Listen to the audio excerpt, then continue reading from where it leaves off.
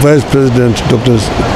Riek Machar had been placed under house arrest as they continue with their investigations. From Juba, I asked to be allowed to talk to Dr. Machar, but they were not able to allow me to see him. They recommended that I meet with President Museveni. So from Juba, I went to Entebbe and had a meeting with President Museveni. I reported to him what I had found in South Sudan. And after lengthy discussions, he said he was going to get in touch with President Kiir. So we agreed that I would go back to Juba later.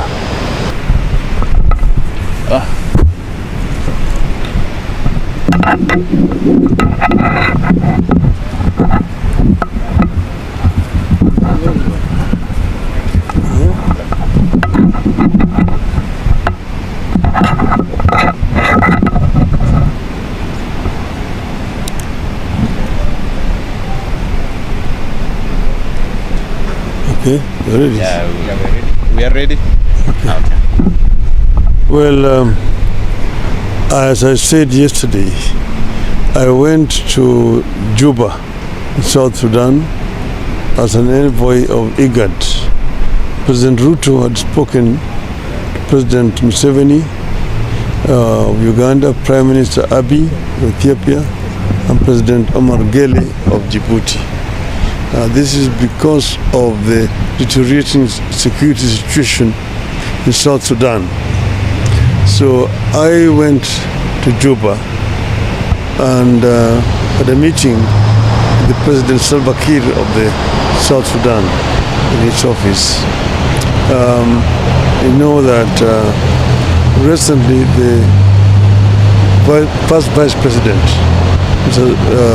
Riek Machar, has been put under house arrest. Him and his wife and a number of other people. This is what concerned the leadership in the region. The situation in South Sudan is explosive and can explode any time. So I had a lengthy discussion with President Kiir, who told me about challenges they are facing, that there was a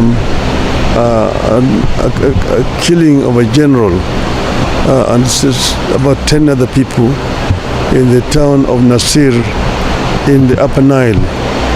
And this is what they are actually investigating. And because of this, he said that Vice President Dr. Riek Machar had been placed under house arrest as they continue with their investigations.